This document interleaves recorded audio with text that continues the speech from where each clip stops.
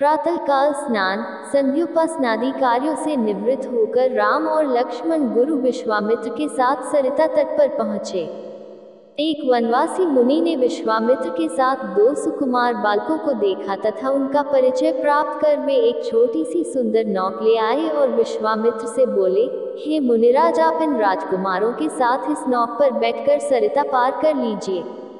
विश्वामित्र जी ने उस मुनि को धन्यवाद दिया और राम तथा लक्ष्मण के साथ नौक पर सवार हो गए। इस प्रकार वे सागर से मिलन की आतुरता में कलकलनाद के साथ दौड़ती जा रही उस नदी को पार कर गए।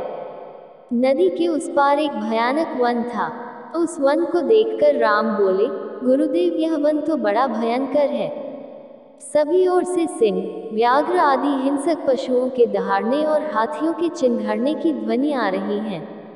जंगली सुअर, भालू, वन भैंसे आदि वन्य प्राणी भ्रमण करते दृष्टिगत हो रहे हैं। वृक्षों की सघनता के कारण सूर्य का प्रकाश इस वन के भीतर घुसने का साहस नहीं कर पा रहा है और इसी कारणवश चारों ओर अंधकार हो रहा है। इस अति दुर्गम वन का क्या नाम है? राम के इस प्रश्न का उत्तर विश्वामित्र ने इस प्रकार दिया, हे राघव, पूर्व काल में इस स्थान में वन न होकर मलदा और करुप नाम के दो बड़े समृद्ध राज्य हुआ करते थे। दोनों ही राज्य ऊंची ऊंची अट्टालिकाओं, वीथिकाओं तथा सुंदर पथों से सुशोभित थे तथा धन धान्य और समृद्धि से परिपूर्ण थे।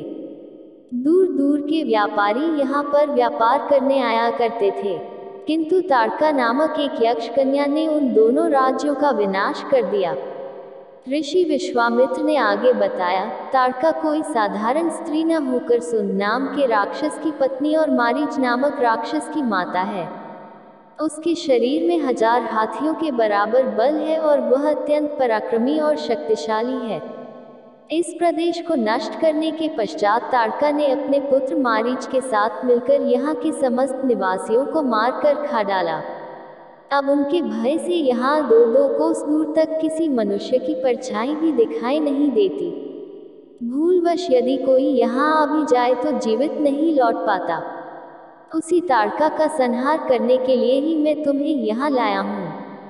राम ने आश्चर्य से पूछा, गुरुदेव, स्त्रियां तो कोमल और दुर्बल होती हैं, फिर ताड़का में 1000 हाथियों का बल कैसे आ गया? ऐसा प्रतीत होता है कि अवश्य कुछ न कुछ रहस्य है। विश्वामित्र बोले, वत्स, तुम्हारा कथन सत्य है और वास्तव में इसके पीछे एक रहस्य है। सुकेतु नाम का एक अत्यंत बलवान यक्ष था। वह संतानहीन था, अतः संतान प्राप्ति के उद्देश्य से उसने ब्रह्मा जी की कठोर तपस्या की। उसकी तपस्या से प्रसन्न होकर ब्रह्मा जी ने उसे संतान होने का वरदान दे दिया। परिणामस्वरूप ताड़का का जन्म हुआ। सुकेतु के द्वारा ताड़का के अत्यंत बली होने का वर मांगने पर ब्रह्मा जी ने उसके शरीर में 1000 हाथियों का बल दे दिया। विवाह योग्य आयु होने पर सुकेतु ने ताड़का का विवाह सुंद नामक राक्षस से कर दिया और उससे मारीच का जन्म हुआ। मारीच भी अपनी माता के समान बलवान और पराक्रमी था। वह सुंद राक्षस का पुत्र होकर भी स्वयं राक्षस नहीं था, किंतु बाल्यकाल में वह बहुत उपद्रवी था। ऋषि मुनियों को अकारण कष्ट दिया करता था। उसके उपद्रवों से त्रस्त होकर एक दिन अगस्त्य मुनि ने उसे राक्षस हो जाने का शाप दे दिया। अपने पुत्र के राक्षस गति प्राप्त हो जाने से सुंद अत्यंत क्रोधित हो गया और अगस्त्य ऋषि को मारने दौड़ा। इस पर अगस्त्य ऋषि ने शाप देकर सुंद को तत्काल भस्म कर दिया। अपने पति की मृत्यु का बदला लेने के लिए ताड़का भी अगस्त्य ऋषि पर झपटी। इस पर अगस्त्य ऋषि ने शाप देकर ताड़का के सौंदर्य को नष्ट कर दिया और वह अत्यंत कुरूप हो गई।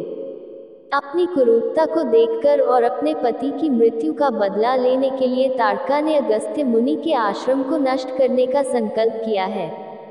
अतः हे राम, मैं तुम्हें आज्ञा देता हूँ कि तुम ताड़का का वध करो। तुम्हारे अतिरिक्त इसका वध कोई भी नहीं कर सकता। अपने मन से यह विचार निकाल दो कि यह स्त्री है और स्त्री का वध मैं कैसे करूं। स्त्री के रूप में यह एक घोर पाप है और पाप को नष्ट करने में कोई पाप नहीं होता। समस्त संशय को त्याग कर मेरी आज्ञा से तुम इस पापिनी का संहार कर दो।